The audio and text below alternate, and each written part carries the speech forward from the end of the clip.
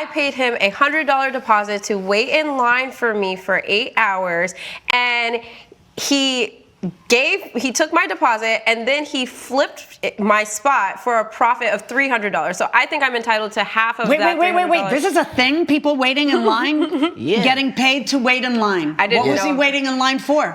He was waiting in line for like an exclusive sneaker drop between a client that I used to represent. They have a sneaker collaboration that was coming out. I'm an influencer. So What's an influencer? So I'm an influencer on social media. I do lives where... How many followers do you have? I have 50,000 followers. So I asked my followers if they wanted me to review this sneaker and that I would do a giveaway for this sneaker if they wanted me to do it. I had 5 million views on that video and in that live. So I was really excited about doing the giveaway, but I had to wait from like 10 p.m. to 7 a.m., which is way too long for me to be waiting. Not when you could find. I didn't know this was a thing. Yeah, all right, so that's not why when you could find somebody to do it for you for how much? How much was the agreement between the two of you? $200. So he was like, oh, you pay the $100 up front as a deposit for the actual waiting in line part, and then you pay the other $100 when you arrive. So I paid him $100. So wait, I have so many questions. All right, so have you used him before? No, actually, I met him through a friend of mine who's also an influencer. She had paid him to wait in line for an exclusive Have you been in this line of work long? This line waiting line of work? Yeah, we're established. It's legitimate. Our business is called... No, totally legitimate. Is there money in it? That's like, legitimate. Yeah. It's a lot of money in it. You know, we do the jobs that people aren't willing to do. It's money in it. Well, this is surprising that something like this actually exists in the US. Back in Nigeria, we used to have people that literally sit in vehicles and pretend to be passengers so that people can fill up those vehicles. So it's very similar, but it's different here because this one is holding the line for an influencer, which is quite lucrative for somebody to do. But apparently selling that spot, it's now making it look very cunning, you know, him selling the spot for someone else for a bigger paycheck without refunding this lady back her money. It's foul play. It's actually foul play. Well, I find that to usually be the case. But anyway, so you go at what time of the middle of the night to stand in line? Around 11. So it was 11 at night? Yeah. To wait for a drop that was happening the next day? Yeah. What time was she supposed to show up? She was supposed to be there at 6:30 a.m. That's when we were supposed to switch spots. And did she get there at 6:30? No, she didn't, Your Honor. All right. I presume you have a cell phone. Yeah, I do. And did she text you and say, I'm going to be late? Well, no. I actually texted her because the line, something happened. Usually these things happen in line where rules come up. And those pesky things, rules. Okay. I had a wristband, and they were saying you can't swap wristbands. And they're starting letting people in at 6:30. So, and that's the time I'm supposed to swap. So in that situation, like knowing my client is an influencer, I just wanted to give a little bit of grace. So I waited about 20 minutes. I gave 20 minutes of time, and I had someone else begging me for my spot for $300. How'd they know you were a line waiter? Like, how do they know you're not there for yourself? They didn't. They were running up and down the line. Just shouting, anybody want to sell their spot? Exactly. And I just, I've been abandoned multiple times in line before, and where all of a sudden then you're out $100 on your fee because they don't pay you. Exactly. So she's supposed to be there at 6:30, and what time did she get there? 6:55, around 7, closer to 7. I'm gonna be honest. And okay. Is it accurate that you weren't there at 6:30? Well, we said around 6:30. So, and the doors didn't open till 7. I'm not really in the sneaker community, so I don't really know how all of that stuff works. Wait, you guys agreed for a time. You saying you're not in the sneaker community doesn't change or defend your case. You guys agreed for a time. You came in 20 minutes late, and I could understand the guy's own perspective. For someone that's been in this particular line of business for a long time, I can imagine that he must have lost money a lot of times. And this is like paying somebody to waste their time, because you literally stay in this line for 6, 7, 8 hours before somebody else comes to take up your space. So I could understand where this guy doesn't want to lose money and he has to find a way to, pay someone else, because the lady delayed And I don't think there was any communication done about her coming late, because I think that would have helped a lot if there was a communication done. If she had renegotiated that, okay, wait an extra 30 minutes, I'll add an extra maybe $20, $40 just to support you and just motivate you staying in line. But now she's, making that excuse. You not knowing somebody in the sneaker line doesn't actually help your case. Thought that the doors open at 7, so I thought as long as I was there before 7, that was fine. But what time did you tell him you'd be there? Around 6:30. Okay. Did she say around 6:30 or at 6:30? She said I agreed at 6:30. I have evidence, Your Honor. If you look at Exhibit B, our text thread, it clearly shows that that's the time that we agreed on. So I see that on July 5th, there's text between you. Okay, I'm going to get in line tonight at 10 for the 7 a.m. tomorrow drop. I'll keep you posted. Perfect. Thank you. They just let us know the line is going to begin moving at 6:30 a.m. So you need to be here then so we can swap places. That's at 5 a.m. And she answers, great, I'll be there. So what happened? Your Honor, I was getting my makeup done before the event, and my makeup artist was running late, so I told her it would be fine as long as I was there before 7.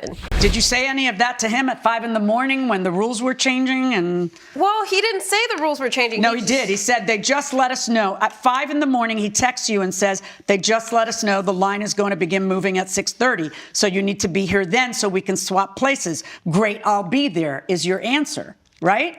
Right, but Okay. And so at 6:30 on the dot, he says, the line is moving. Where are you? They've got these new rules. If you aren't here, they may not let you in. To which you respond, almost there. And then at 6:51, he says, sorry, I tried. And then you say, WTF. Okay. Like, you can imagine the entitlement. I understand you paid him for the work, but you didn't pay him for extending the time. I can imagine someone that stayed in line from like 10 p.m. overnight down to 7 a.m. in the morning. I could imagine how exhausted it must be. And then your client that you're waiting for, and the heat of the moment when everybody is rushing and that anticipation of the new sneakers, the crowd is just there. And when you're holding the line for somebody, it can be a lot of pressure when you're expecting this person and the person is not there on time. In this case, the lady is taking her time, and it can be annoying when women take their time like that without giving a proper communication or just feedback that, hey, please, I'll be a little bit late. It's the WTF for me. That part was even more annoying, the whole WTF, the way she responded to him saying that I'm tired of waiting and now I'll just do what I have to do. Okay. So what time did you get there? I got there at 6:54.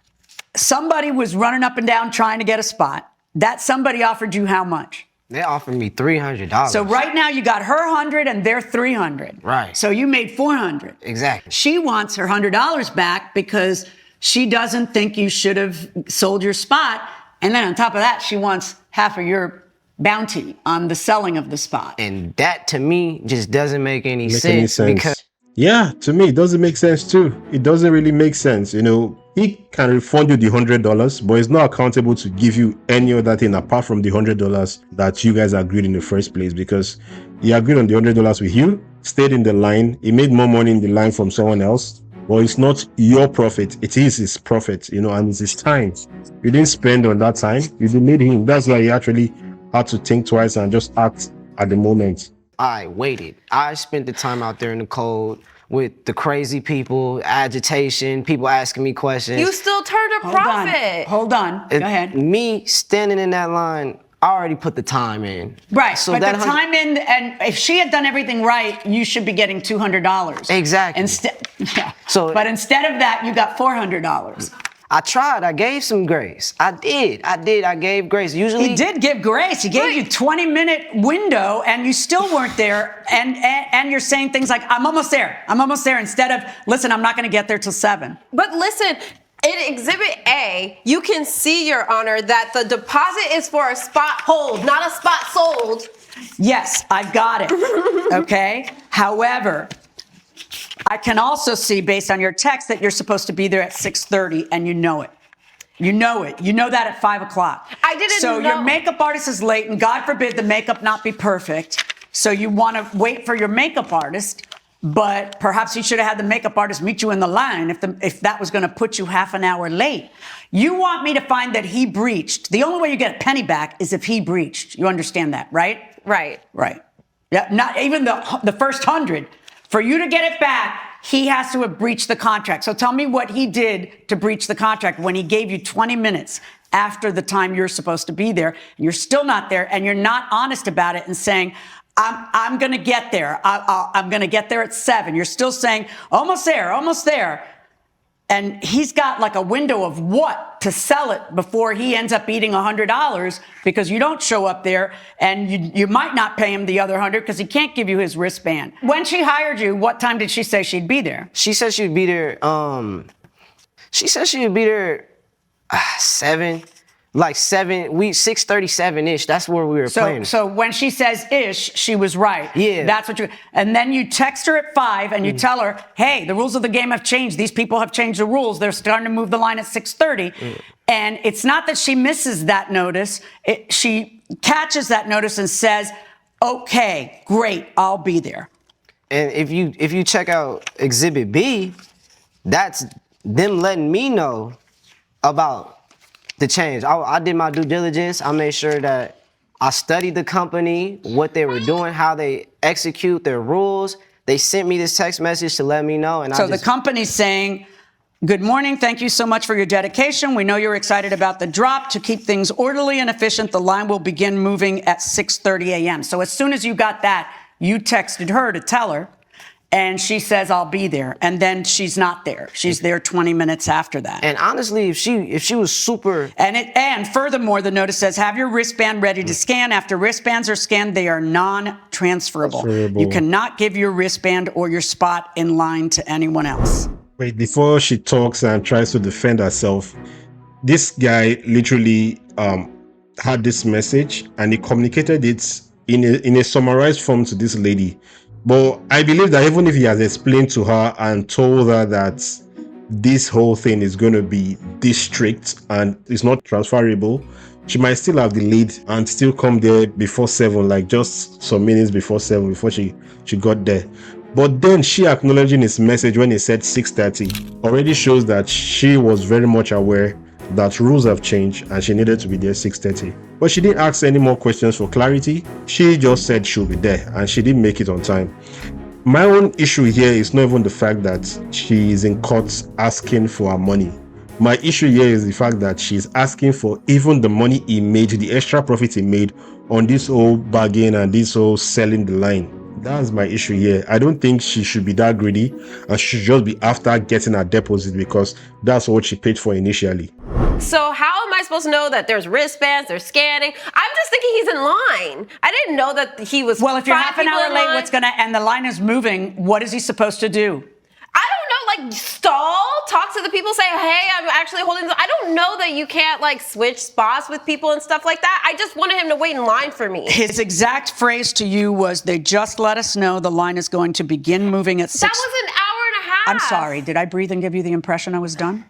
I'm sorry. They just let us know the line is going to begin moving at 6:30 a.m. So you need to be here then so we can swap places. Great, I'll be there. And then at 6:30, the line is moving. Where are you? They've got these new rules. If you aren't here, they may not let you in. To which you respond not, I'll be there in half an hour. My makeup artist was late. To which you respond instead, almost there. Then he waits. This is the grace. He waits until 21 minutes later. And at some point, he's got to mitigate his own damages because you're not showing up when you said you would at 5. You said you'd show up there at 6:30. You're not showing up almost there at 6:30. You say almost there, but a full other 20 minutes pass. You know, he's giving you notice on it, and you're like, it's not going to be a problem. I'm going to be there at 6:30, and then you don't. You know? No. I find in favor of the defendant in this case. Yeah, I also agree. I think it would have been a better argument if she just wanted her deposit back I think that way the guy would have maybe at least saw reason to give her back a deposit. But considering the fact that he also spent his time there, even though he gained on it by selling the whole space to someone else, that's the only way that he would have gotten the deposit back. There was no breach of contract in this whole thing. Instead, argument was that he sold that space without actually trying to look at the whole context involved in the whole situation here. So I agree with Judge Milian in this whole case. Tell me what you think about this case. I'll go by the name Eastcoast Prince. This is Eastcoast Talks, and I'll see you on the next one. Peace.